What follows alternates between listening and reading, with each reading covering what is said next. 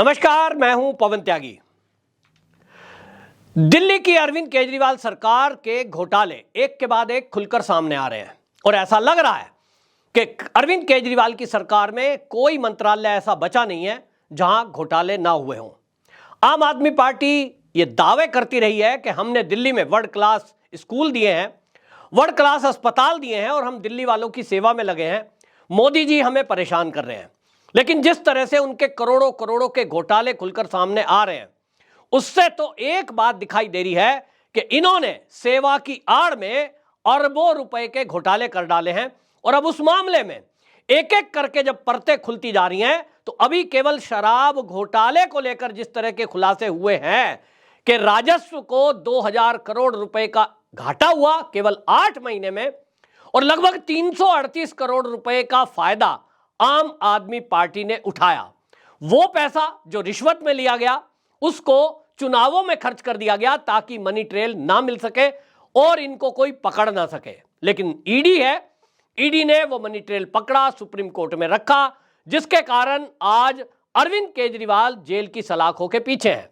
लेकिन आप सुनकर चौंक जाएंगे कि शराब घोटाले से कई गुना बड़ा घोटाला एक और सुप्रीम कोर्ट में पहुंचा है और सुप्रीम कोर्ट में खुलासा हुआ है।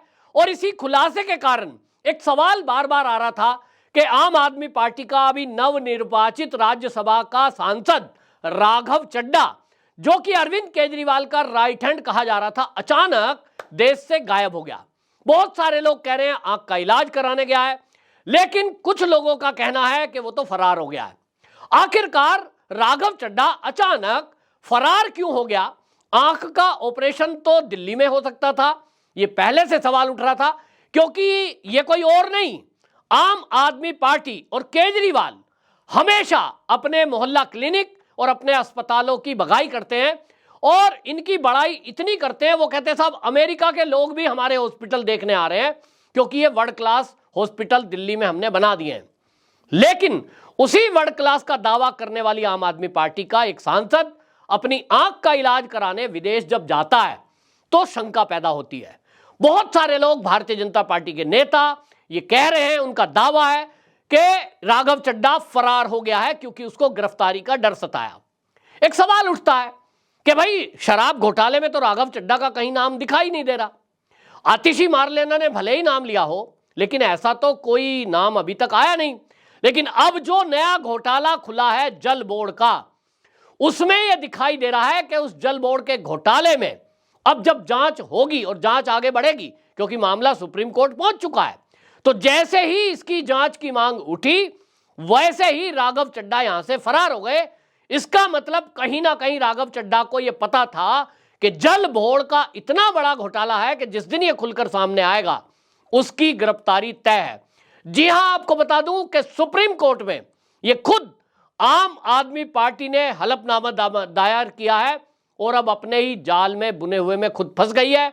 बहुत बड़ा खुलासा हुआ है और यह खुलासा सुप्रीम कोर्ट में हुआ है, इसलिए अब इसमें जो भी दोषी होंगे उनका बचना नामुमकिन है, क्योंकि अब इसमें ईडी और इनकम टैक्स दोनों डिपार्टमेंट की अब इसमें एंट्री होने वाली है।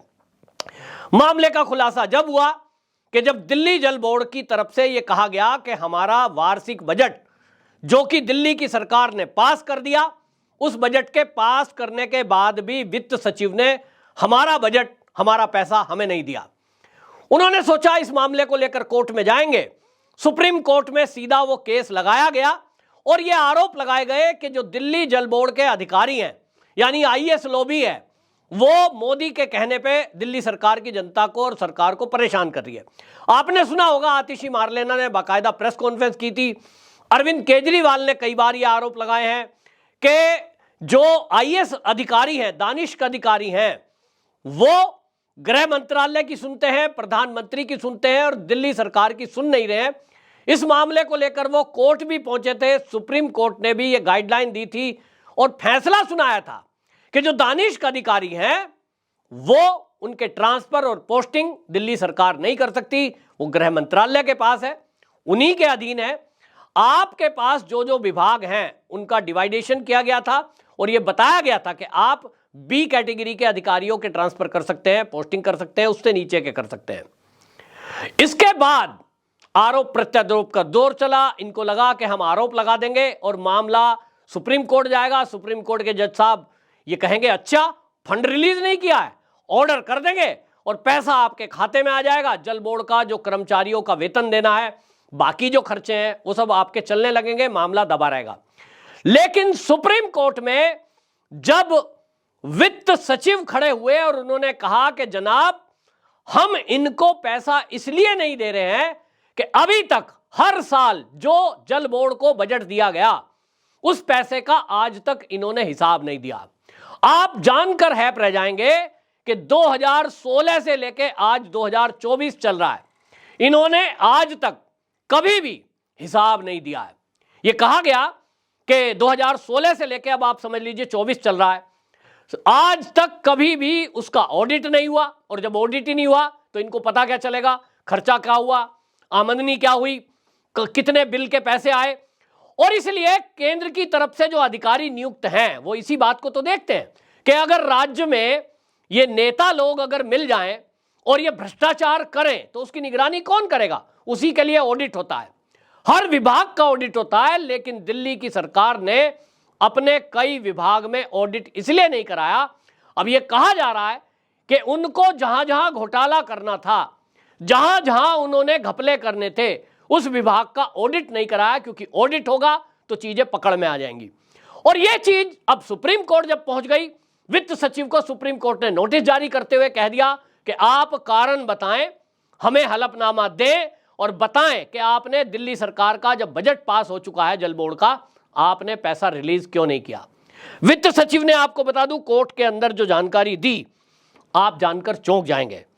दिल्ली के वित्त सचिव ने सुप्रीम कोर्ट को बताया कि जल बोर्ड को 2016 से अभी तक 28,400 करोड़ रुपए से अधिक का हमने पैसा दिया है। उन्होंने कहा कि इतने पैसे का अभी तक इन्होंने कोई हमें हिसाब नहीं दिया। दूसरा, ये जो सब हुआ है इसमें 16 से लेकर 24 तक का 28,400 करोड़ जो दिया, उसके पैसे के बाद भी जो रिकवरी है वो रिकवरी नहीं हो रही है लोगों से। और उन्होंने कहा कि 2023 तक, यानी 16 से लेकर 23 तक, ये बताया गया जब हमने पूछा कि पैसा कहां है, तो साहब लोगों पर बकाया है, लोगों ने बिल बकाया नहीं दिया है। आपको बता दूं, दिल्ली में बिजली विभाग भी काम करता है।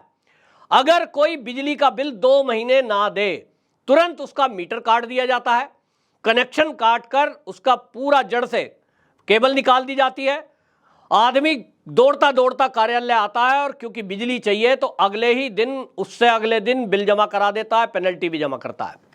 लेकिन आप जान के चौंक जाएंगे कि ये जो दिल्ली का जल बोर्ड है, यहां जल बोर्ड में बकायेदार, यानी जिन्होंने बिल नहीं दिए हैं 2016 से लेके 2023 तक, उनकी संख्या दिल्ली के अंदर 11 लाख है।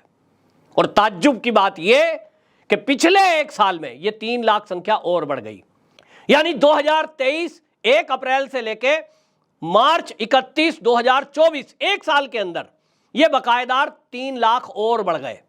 ये कैसे बढ़े?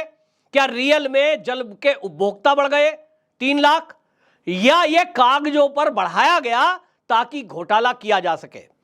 अगर सूत्रों की माने तो यह बड़ा घोटाला है।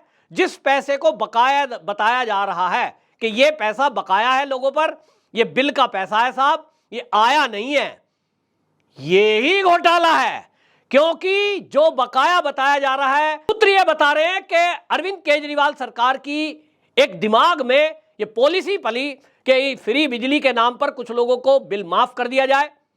वो कितने लोगों का बिल माफ होगा, ये कागजों पर जो आएगा उससे कहीं ज्यादा उपभोक्ता दिखा दिए जाए और फिर उस फंड को कहीं और इस्तेमाल कर लिया जाए, यानी पैसे का गमन कर लिया जाए।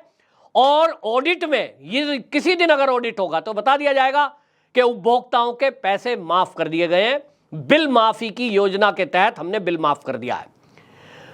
और आप जान के चौंक जाएंगे कि दिल्ली जल बोर्ड, जो कि एक पूरा राज्य भी नहीं है, अर्ध राज्य है, उसमें आज का बकाया ब्याज समेत जो सुप्रीम कोर्ट में जानकारी दी गई है उसके अनुसार 73,000 करोड़ रुपए है।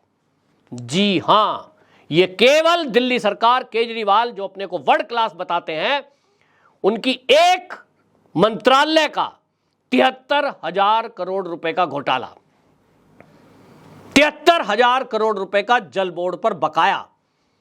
भारतीय जनता पार्टी के नेताओं का कहना है कि ये जो बकाया है, इसमें से बड़ी राशि इन लोगों ने, नेताओं ने, ये इन्होंने खा ली है, हड़प ली है, और इसी की जांच ईडी और इनकम टैक्स को करना चाहिए।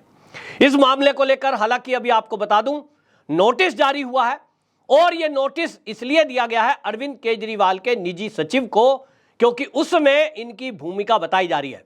घोटाले के पैसे को ठिकाना लगाने के लिए विभव कुमार, आप गूगल करेंगे आपको कहीं विभव कुमार का नाम नहीं मिलेगा, लेकिन मैं आपको जानकारी दे रहा हूं, अरविंद केजरीवाल के निजी सचिव जो आम आदमी पार्टी के कार्यकर्ता हैं, वो अच्छे से समझते हैं कि उन्हीं को केवल परमिशन है अरविंद केजरीवाल से मिलने की। 4 लोग डायरेक्ट मिल सकते हैं, जिसमें एक विभव कुमार है, और विभव कुमार केवल और केवल वह व्यक्ति है जिसकी सबसे ज्यादा इस आम आदमी पार्टी में और सरकार में चलती है। पूरा पैसे का मैनेजमेंट अरविंद केजरीवाल के लिए, सारी व्यवस्था करना, मीडिया का मैनेजमेंट करना, विदेशों तक में भी मैनेजमेंट करने का काम ये विभव कुमार करते हैं, जिनके पिताजी कार्ड होल्डर कम्युनिस्ट हैं। और ये विभव कुमार अरविंद केजरीवाल के साथ आंदोलन के समय से जुड़े हुए हैं, सारी व्यवस्था ये करते हैं। और अब ये खुलासा हुआ है कि दिल्ली एनसीआर में करोड़ों की प्रॉपर्टी और बिल्डरों के यहाँ, यानी जो इस काम में जब जमीन की खरीद फरोख्त, बिल्डिंग का बनाना, ये जो सब लोग हैं, ऐसे लोगों के पास ये आम आदमी पार्टी की सरकार का भ्रष्टाचार का पैसा वहां इन्वेस्ट किया गया है। ये सारी व्यवस्था करने का था, और इसीलिए ईडी ने विभव कुमार को नोटिस जारी किया है। अब उम्मीद तो कम है, क्योंकि हमारे देश में कोई कानून नहीं है, लेकिन कानून के जानकार ये कहते हैं कि अगर विभव कुमार का नार्को टेस्ट करा दिया जाए तो 101% अरविंद केजरीवाल की सरकार का एक एक घोटाला अगर कहीं खुल सकता है तो वो विभव कुमार से खुल सकता है। यहां तक कि अरविंद केजरीवाल की निजी जानकारी, जिंदगी के निजी रहस्य, और इस विभव कुमार के भी जिंदगी के निजी रहस्य बताए जाते हैं कि रंगीला टाइप का आदमी है, किसी को दिल्ली का कोई मेयर बनाना है, दिल्ली का कोई पार्षद बनाना है, कोई विधायक का टिकट देना है, ये सारा काम विभव कुमार से अगर आप मिल लिए तो समझ लीजिए अरविंद केजरीवाल की गारंटी हो गई।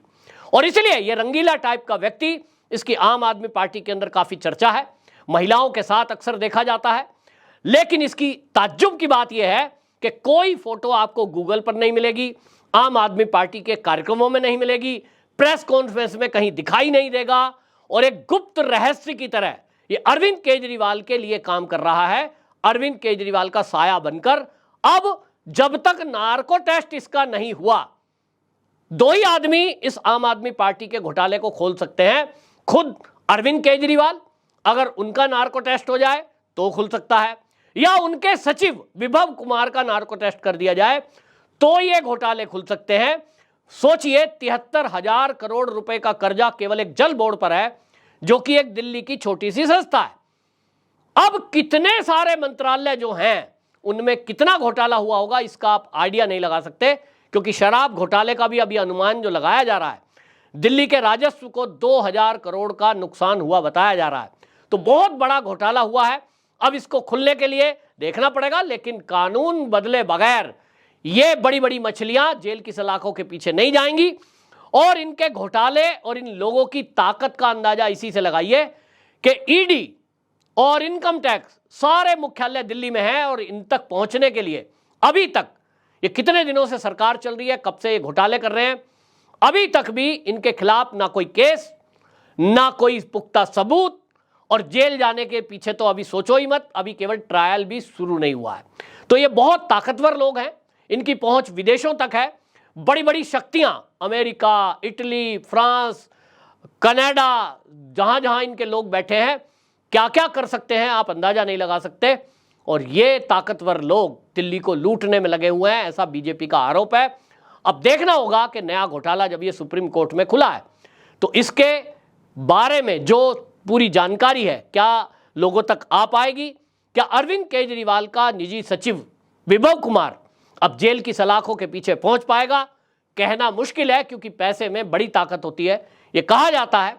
देखते हैं, चुनाव के बाद उम्मीद है कुछ हो, पहले हो जाएगा मुझे नहीं लगता। आपकी क्या राय है? कमेंट बॉक्स में जरूर बताएं। वंदे मातरम।